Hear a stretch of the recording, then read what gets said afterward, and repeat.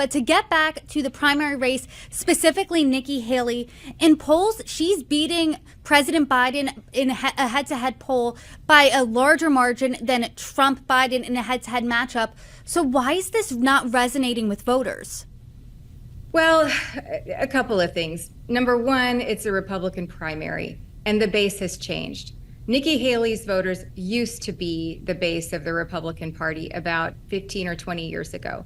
So that was college-educated, professional men and women, economic conservatives. That used to be the base. That's not the base today. The base today is blue-collar, working-class people that love Donald Trump. That is the base. So it's not surprising that Nikki Haley didn't get the kind of delegates and the kind of support from the base that she wanted. She didn't have a message that resonated with them.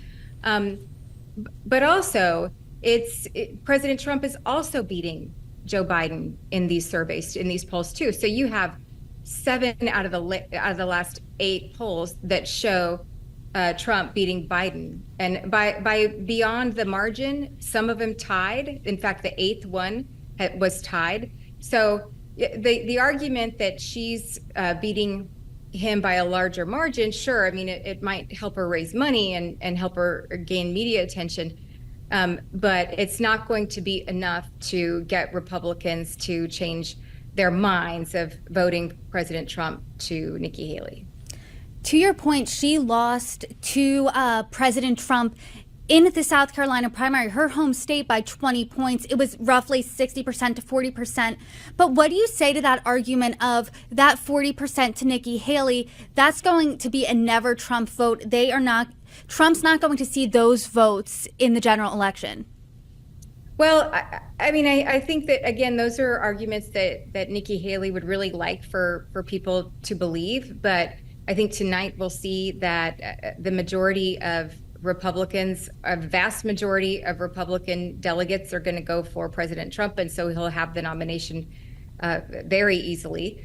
But again, if you dig down into some of these exit polls and some of the polling that we've seen, President Trump he's overperforming at this stage in the game with people that he needs in November, with election deciders. So you've got women and you've got independents.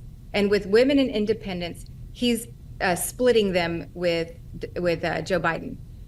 That is a real problem for Biden, because Biden needs to be winning both women and independents by at least 10 points in order for him to win. Minorities too. He needs to be winning people of color by at least 12 points in order for him to win. And so for voters of color to have come to President Trump this early on, I don't think they're going to go home. A lot of Democrats will say, oh, they'll come home closer to the election.